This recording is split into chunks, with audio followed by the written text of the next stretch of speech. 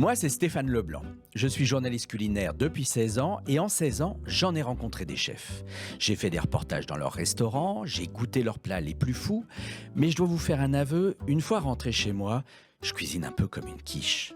Donc dans cette émission, je vais retourner voir mes chefs préférés, leur apporter les ingrédients simples pour qu'ils me montrent comment les émincer, les blanchir, les assaisonner, les détailler, les hacher, les déglacer, les farcir, les rissoler, les pétrir, les épépiner, les épicer, les dorer, les adorer.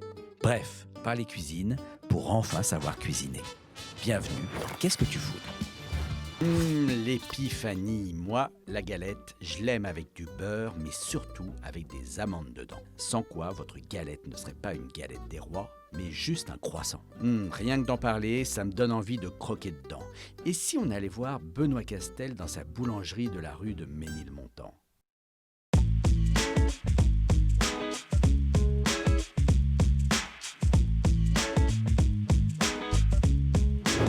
Extraordinaire la galette des rois. Quand j'étais petit, j'allais sous la table. Mes parents me disaient c'est pour qui. Et puis après, j'ai fait ça avec mes enfants et maintenant c'est les petits-enfants. Et c'est incroyable d'avoir des traditions comme ça qui se poursuivent. Déjà que c'est délicieux, la pâte feuilletée beurrée, la crème d'amande, que chaque pâtisserie fait un peu la sienne avec des petites particularités. Certains mettent un peu des zestes d'agrumes, d'autres utilisent un autre oléagineux et puis la qualité de la pâte feuilletée surtout, je trouve que c'est ça qui fait la différence. Des souvenirs en famille, je pense que c'est le premier truc qui me vient en tête, et le fait de tirer la fève sous la table. Et ouais, des bons moments en famille, je crois. Moi je reste très traditionnel, comme je dis, ça remonte à ma petite enfance, donc c'est la vraie galette des rois avec fourrée de façon traditionnelle avec quelque chose à la pâte d'amande. Je l'aime façon boulangerie, C'est-à-dire artisanale. ouais. Frangipane, 100%. Vous êtes Ouais. la team frangipane. Ah, mais à fond, ouais. Au fait, Cécile, ça remonte à quand la première galette des rois ? La première galette n'avait rien à voir avec les rois mages. Sa forme ronde et sa couleur dorée, c'était pour ressembler au soleil. Car ce dessert était d'abord dégusté au solstice d'hiver, en fin décembre, pour célébrer l'étoile incandescente. Et déjà, à l'époque des Romains, le plus jeune de la pièce allait sous la table pour répartir les parts.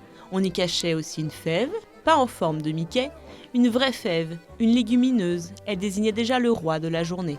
C'est autour des XIIIe et XIVe siècles qu'on change la date. Ça permet d'allier la tradition à la religion catholique, car, désormais, la galette se mange le jour de l'Épiphanie, qui célèbre la rencontre des rois mages avec Jésus. Celui qui tombait sur la fève devait offrir sa tournée. On remplace alors la légumineuse par de la porcelaine, ainsi impossible de l'avaler, obligé de payer à boire. Aujourd'hui, la galette est restée une occasion de célébrer le partage. Et si la reine des galettes est à la frangipane, elle peut être à la pomme ou prendre la forme d'une brioche aux fruits confits. Après tout, chacun ses goûts. Bah tiens, il est là, Benoît Castel. Il est justement en train de préparer des galettes. C'est incroyable. Salut Stéphane, tu vas bien? Ouais, très bien. Et toi? Bah écoute, ouais, après la folie du mois de décembre, on attaque sérieusement les galettes. Et toi, c'est quel genre de galette que tu vends le plus à l'Épiphanie? Ici, ce qu'on fait en règle générale le plus, bien évidemment, c'est la galette de frangipane, c'est-à-dire de la galette avec du feuilletage et une crème d'amande. La pâte feuilletée, elle est un peu difficile à faire. Donc là, je vois Alors, que tu l'as déjà préparée à l'avance. Là, je l'ai préparée à l'avance. C'est vrai que la pâte feuilletée, alors nous, on fait un feuilletage inversé. Donc il y a plusieurs styles de feuilletage. Il y a le feuilletage classique, il y a le feuilletage inversé et le feuilletage rapide, on peut dire. On fait un beurre manié, c'est-à-dire qu'on mélange du beurre avec de la farine. Puis, on réalise la détrempe, donc de l'eau et de la farine et du sel. Et on emprisonne la détrempe dans le beurre manié. C'est un petit peu plus délicat à travailler, mais ça me plaît plus. On fait que du beurre, que du feuilletage inversé, avec bien évidemment un beurre de très très bonne qualité. On travaille avec un beurre AOP des Charentes, formidable. Là, on est parti sur une crème d'amande très basique. Après, il peut y avoir plein de pourcentages différents. On est parti sur du beurre, donc un beurre frais, du sucre, glace, de la poudre d'amande. Alors moi j'aime bien la poudre d'amande, on prend une poudre d'amande, un petit peu ce qu'on appelle une poudre d'amande râpée. Alors, on va commencer. Donc là, je le mets au batteur. Le beurre a une telle importance au niveau de sa consistance quand on le travaille en pâtisserie. Si le beurre en fait est trop fondu, eh bien en fait il va devenir liquide. Alors, et ce ne sera pas la même chose. Donc là, je vais y mettre le sucre glace. Là, c'est mélangé. Donc je vais bien faire attention à bien racler le fond de mon batteur pour pas qu'il y ait de morceaux de beurre mal mélangés. Et là, on va incorporer les œufs un à un pour pouvoir faire monter la crème d'amande. Là, il faut encore mettre le reste des œufs. On commence à prendre une petite forme. Voilà, et on va la faire monter. Les galettes, en général, c'est fait de ce qu'on appelle de la frangipane. Et la frangipane, en fait, c'est l'action de mettre de la crème pâtissière dans la crème d'amande. C'est ce qu'on va faire. On a déjà réalisé la crème pâtissière qui est là. Alors la crème pâtissière, tu l'as préparée à l'avance. Pour quelle raison? Alors je l'ai préparée à l'avance parce que il faut la faire chauffer, la cuire et après la faire refroidir. Donc là, pour des raisons techniques et rapides, je l'ai préparée à l'avance. Maintenant que tu as préparé ta crème frangipane, c'est-à-dire crème pâtissière et crème d'amande mélangée, le secret, c'est de fourrer ça correctement. Exactement. Alors ce que je fais là, une première fois, alors souvent, on marque un peu.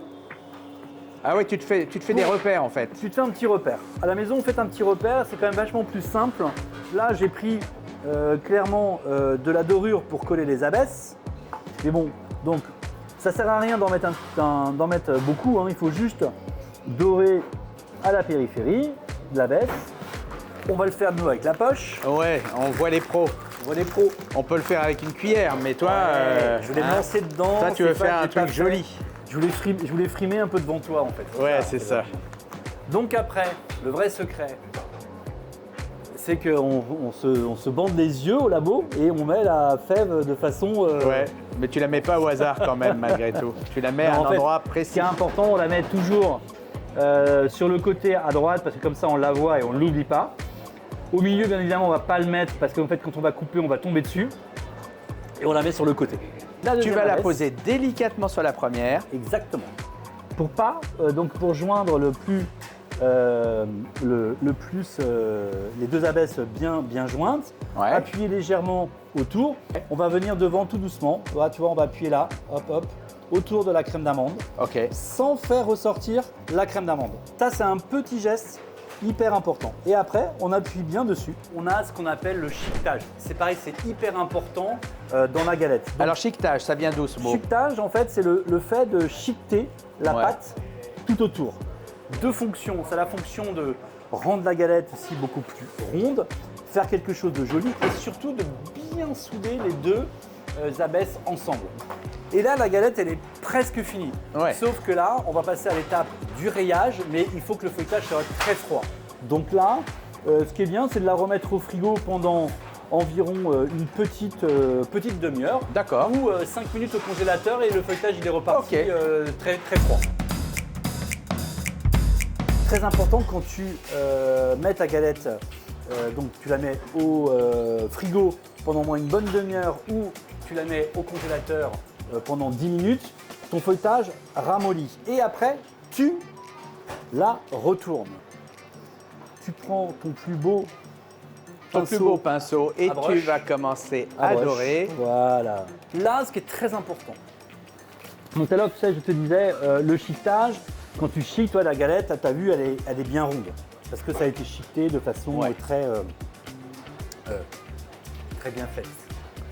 Et là, on va passer à l'action de rayer. Le rayage, c'est pour faire joli sur la galette. Mais il y a aussi une autre fonction importante. Il faut que ce soit fait de façon assez régulière. Parce qu'en fait, c'est aussi ce qui va faire que, tu vois, ton feuilletage, quand il va cuire, il va lever de façon régulière.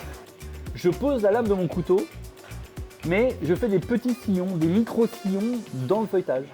Donc là, je la rentre à four chaud, donc à 180 degrés. Le four a été préchauffé et 180 degrés pendant environ 45 minutes.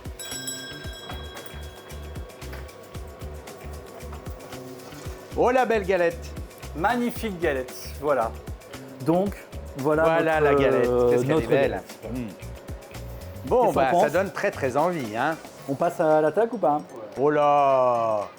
Oh, mais c'est magnifique. C'est pas mal, hein? Ah ouais. Bon, je vais en prendre une petite part. Je peux pas résister à la tentation. Non, mais ça, Désolé. c'est pas une petite part, c'est une très belle part. Une grosse part. Grosse part. Allez, je goûte. Effectivement, on sent vraiment très très bien l'amande. Son côté un petit peu granuleux. Tu vois, où tu sens beaucoup de lourdeur dans la crème Oui, d'amande, oui. dans le feuilletage. Et pourtant, il y a vraiment du bon beurre. Ah mais ouais. Tu vois, c'est hyper agréable. Oui. Bah, on y retourne hein, parce que... On y retourne. Les œufs, c'est pareil. Hein. Les œufs, c'est des œufs bio, coques. Ça aussi, ça gonfle bien au four. Les propriétés sont... C'est délicieux, Benoît. Bravo. Merci. Vraiment bravo. J'étais ravi de partager ce moment avec toi. Bah, c'est super. Bah, je reviendrai l'année prochaine. Hein. Grand plaisir. Benoît Castel, il prend ici 150 g d'amandes en poudre, 150 g de beurre mou, 150 g de sucre glace, une gousse de vanille et 3 œufs entiers. Mais il n'utilisera pas tout. En fait, pour 6 personnes, 100 g de chaque ingrédient et 2 œufs suffisent. La cuisine de montagne se livre de façon inattendue dans un ouvrage signé Alexis Olivier Spriglio. Ce journaliste culinaire a recueilli les meilleures recettes du cru via une annonce parue dans la presse régionale. Pas de raclette ni de fondue savoyarde, il a préféré des plats du terroir qui sortent des pistes damées.